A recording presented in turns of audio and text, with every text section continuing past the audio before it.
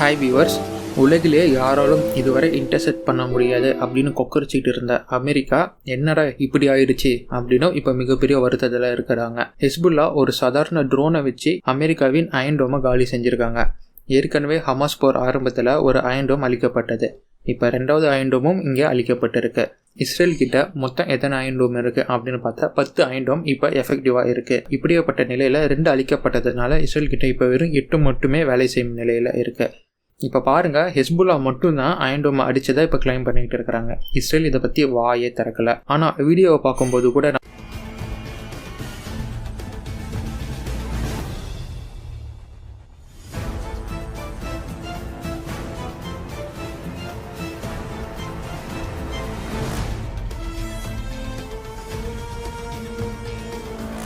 நமக்கு அயன் டோம் செயலில் இந்த நிலையில் இருப்பதாக தான் நமக்கு தெரிய வருது. ஒரு ஆக்டிவிட்டியுமே அயன் டோம் கிட்ட இருந்து நம்மளால பார்க்க முடியாது. அயன் டோம் ஐடியலாக இருக்கிற மாதிரி தான் இருக்கும்.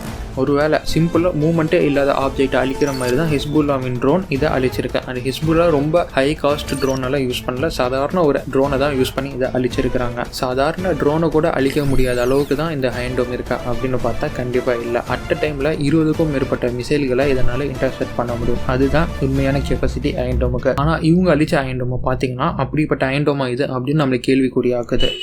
ஒருவேளை அந்த அயன் டோம் செயலிழந்து இருக்கலாம், இல்லை மால் ஃபங்க்ஷன் ஆகி இருக்கலாம், இல்லை அயன் டோமே இல்லாமல் கூட இருக்கலாம். என்னடா இப்படி சொல்கிறேன் அப்படின்னு பார்க்காதீங்க. ஜஸ்ட் இஸ்ரேல் இந்த ஹிஸ்புல்லாவை ஏமாத்துறதுக்காக டீகாய்ஸ் மட்டும் பிளேஸ் பண்ணியிருக்கலாம். ஸோ அதை இவனுங்க அழிச்சிட்டு நான் அயன் டோம் அழிச்சிட்டேன் அப்படின்னு கூட சொல்லியிருக்கலாம். வாய்ப்பு இருக்குது. ஏன்னா போர்க்காலத்தில் இந்த டீகாய் அப்படிங்கிற டெக்னாலஜி சுலபமாக எதிரியை ஏமாற்றக்கூடியது. ஸோ ரொம்ப காஸ்ட் எஃபெக்டிவ். அட் அ டைமில் ஈஸியாக இந்த ட்ராப்பில் எனிமீஸ் எல்லாம் விழுந்துருவாங்க. மேபி இஸ்ரேல் இதை கூட ஹிஸ்புல்லாவுக்கு எதிராக யூஸ் பண்ணியிருக்கலாம். ஆக இப்போது வர இஸ்ரேல் அமைதியாக இருப்பதனால ஹெஸ்புல்லாவின் தரப்பை நாம் எடுத்துக்கலாம். உண்மையாலுமே ஹெஸ்புல்லா சொல்கிற மாதிரி அயன் டோம் அழிக்கப்பட்டிருக்கலாம் அப்படின்னு நாம் இங்கே எடுத்துக்கலாம். இதே மாதிரி தான் அமெரிக்காவின் MQ-9 பிரிடேட்டர் ட்ரோன் பெருமையாக பேசப்பட்டுக்கிட்டு வந்தது ஆரம்ப காலத்தில். யாருனாலையுமே இதை இன்டர்செப்ட் பண்ண முடியாது, அழிக்க முடியாது, ரொம்ப ஸ்டெல்த்தியான ட்ரோன் அப்படின்னு அமெரிக்கா சொல்லிக்கிட்டு பல நாடுகளுக்கும் விற்றுக்கிட்டு வந்தாங்க. ஆனால் இந்த ஹவுத்திகள் ஃபஸ்ட்டு 1, 2 அப்படின்னு அழிக்க ஆரம்பித்தாங்க. இப்போ ஹவுத்திகள் அவுடேட்டட் மிசைலை கொண்டு ரொம்ப ஃப்ரீக்வெண்ட்டாக MQ-9 பிரிடேட்டர் ட்ரோனை அழிச்சிக்கிட்டு வராங்க. இப்போ அந்த வரிசையில் இந்த அயன் டோமும் வீழ ஆரம்பிச்சிருக்கு. இது அமெரிக்காவுக்கு ஒரு வேக்கப் கால் அப்படின்னே சொல்லலாம். இதிலிருந்து அமெரிக்கா முழிச்சுக்கிட்டு மிடில் ஈஸ்டில் இன்ஸ்டால் செய்யப்பட்டிருக்கும் அவங்களோட electronic warfare systems, missiles, rockets, radars, மற்ற டிஃபென்ஸ் சிஸ்டம் போன்ற ஹை வேல்யூ அசெட்ஸ் இன் ஃப்ரீக்வன்சி ரேஞ்சை கண்டிப்பாக சேஞ்ச் பண்ணி ஆகணும்.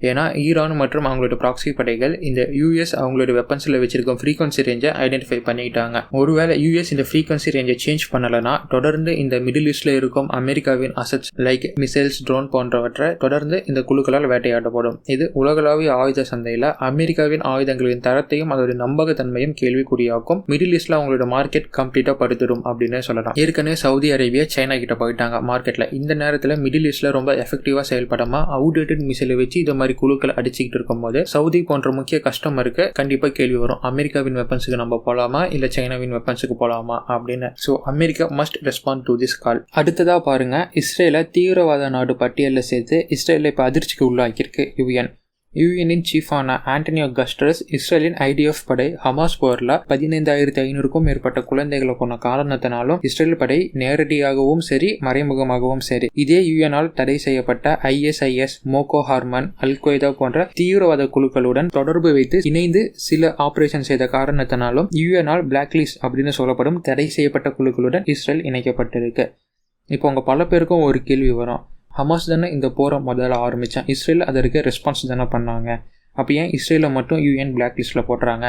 இஸ்ரேல் சொல்கிற மாதிரி UN ஒரு தலைபட்சமாக செயல்படுதா அப்படின்னு உங்கள் பல பேருக்கும் கேள்வி வரலாம். ஏற்கனவே இந்த ஹமாஸாக இருந்தாலும் சரி, இல்லை பாலஸ்தீனில் இருக்கும் அந்த ஜிஹாதாக இருந்தாலும் சரி, பாலஸ்தீனிய ஜிஹாதுன்னு சொல்லுவாங்க அவங்கள, இந்த 2 குழுவுமே UN பிளாக் லிஸ்ட்டில் போட்டாங்க. அதே மாதிரி இஸ்ரேல் போன்ற பல நாடுகளும் UNால் பிளாக் லிஸ்ட் செய்யப்பட்டிருக்கு. For example Saudi Arabia, Afghan, Congo, Sudan, Syria, Yemen போன்ற நாடுகள் இதே தடை செய்யப்பட்ட பட்டியலில் இருக்கு. ரஷ்யாவின் ஒரு படை கூட இதே தடை செய்யப்பட்ட பட்டியலில் இருக்கிறாங்க. So it not a big surprise. UN இப்போ இஸ்ரேலை பிளாக் லிஸ்ட்டில் போட்டதுனால ஒரு ரெகக்னைஸ்டு நாடுக்கு என்ன மாதிரி பிரச்சனைகள்லாம் வரும் அப்படின்னு கேட்டிங்கன்னா, முக்கியமாக ஆர்ம்ஸ் எம்பார்கோ அப்படின்னு சொல்லப்படும் ஒரு பெரிய சிக்கல் இந்த ரெகக்னைஸ் நாடுகளுக்கெல்லாம் வர வாய்ப்புண்டு.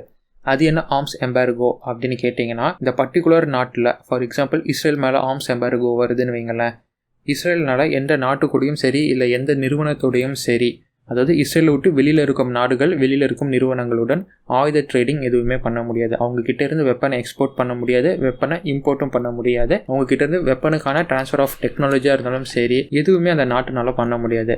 என்டையராக மிலிட்ரி ரிலேட்டட் டாஸ்க் ஃபுல்லாமே அந்த நாட்டு கூட தடை செய்யப்படும். அவங்க அப்படியே ஐசோலேட் பண்ணப்படுவாங்க இந்த மிலிட்ரி ரிலேட்டட் டாஸ்கில். ஸோ இதுதான் ஆர்ம்ஸ் எம்பார்கோ அப்படின்னு சொல்லப்படுவது. இது இஸ்ரேல் மேலே எஃபெக்ட் ஆக பெரிய சான்ஸ் இருக்குது. அதே மாதிரி போர் நேரங்களில் இஸ்ரேலுக்கு இது பெரிய டிஸ்அட்வான்டேஜாக போகுமா? கண்டிப்பாக இல்லை. இந்த ஃபைனலாக ஆர்ம்ஸ் எம்பார்கோவாக இருந்தாலும் சரி, இல்லை பிளாக் லிஸ்டின் ரெஸ்ட்ரிக்ஷன்ஸ் அது அப்ளை ஆகிறதா இருந்தாலும் சரி, அமெரிக்கா ஒரு நாட்டை யூஎன் பிளாக் லிஸ்ட்டில் ஆட் பண்ண நாட்டை அமெரிக்கா எப்படி பார்க்குதோ, எப்படி அமெரிக்கா அவங்கள ட்ரீட் பண்ணுதோ அதை பொறுத்து தான் மற்ற நாடுகளும் ட்ரீட் பண்ணோம். அந்த வகையில் இஸ்ரேல் ரொம்ப லக்கின்னே சொல்லலாம். ஏன்னா எந்த தடை போட்டாலும் சரி, இல்லை எந்த ரெஸ்ட்ரிக்ஷன் போட்டாலும் சரி, அமெரிக்காவின் உதவி, அமெரிக்காவின் நட்புக்கரம் இஸ்ரேலுக்கு தொடர்ந்து இருக்க தான் போகுது. ஸோ இஸ்ரேல் இந்த பிளாக் லிஸ்ட் பேன் பற்றியெல்லாம் துளியும் கவலைப்படாது. அவங்களுடைய ஆப்ரேஷன் அவங்க தொடர்ந்து பண்ணிக்கிட்டே தான் இருப்பாங்க. சொல்லப்போனால் இன்னும் ஃபெரோஷியஸாக பண்ணுவாங்க அப்படின்னு நம்ம சொல்லலாம். அதே மாதிரி இஸ்ரேலுக்கு கிடைக்க வேண்டிய பொருட்கள், ஆயுதங்கள் அவங்களுக்கு ஆஸ் யூஷுவல் கிடைக்கும். அமெரிக்காவை மீறி யாராலையும் அதை தடுக்கவே முடியாது. ஆச்சுங்களா? ஸோ இஸ்ரேல் அவங்களுடைய வேலையை கண்டினியூ பண்ண தான் போகிறாங்க. யூஎனின் இந்த பிளாக் லிஸ்ட்டாக இருக்கட்டும், இல்லை ஐசிஜியில் வரப்போகும் நெத்தன்யாகுக்கு எதிரான கைது நடவடிக்கையாக இருந்தாலும் சரி, துளியும் பாதிக்காது அப்படின்னு தான் சொல்லணும். ஓகே ஃப்ரெண்ட்ஸ், இன்னைக்கான காணொலி சின்னதாக இருந்தாலும் ரொம்ப முக்கியமாக 4 பேருக்கு ஷேர் பண்ணக்கூடிய காணொலி. ஏன்னா பல பேரும் பிளாக் லிஸ்ட்டை பற்றி யாருமே பேசாமல் இருக்கிறாங்க. ஸோ பல செய்திகளும் இதை போட்டல, ஆனால் முக்கியமான செய்தி இது. ஓகேங்களா? ஸோ இந்த வீடியோ பிடிச்சிருந்துச்சுன்னா உங்கள் ஃப்ரெண்ட்ஸுக்கு ஷேர் பண்ணுங்கள். இது மாதிரி ஒரு விஷயம் இஸ்ரேலுக்கு எதிராக நடந்திருக்கு அப்படின்னு தெரியப்படுத்துங்க.